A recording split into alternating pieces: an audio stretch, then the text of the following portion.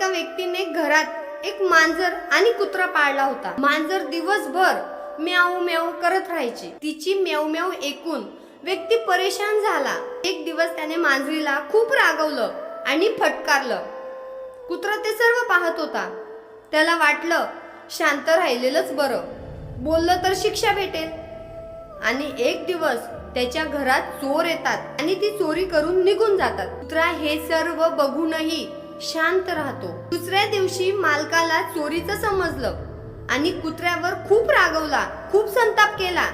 बिचाऱ्या कुत्र्याला हे समजत नव्हतं की माझी चूक नेमकी आहे तरी काय। मांजरीने आवाज केला तर तिला शिक्षा, आणि आता मी शांत राहिलो तर मलाही शिक्षा। म्हणजे नेमकं मला करायचं काय आहे? शांत राहायचं की बोलायचं? या गोष्टीचा हा निष्कर्ष आहे की दुसऱ्यासाठी जी गोष्ट योग्य आहे कदाचित ती तुमच्यासाठी योग्य नसेल। म्हणून प्रत्येक गोष्ट दुसऱ्याची कॉपी करू नका।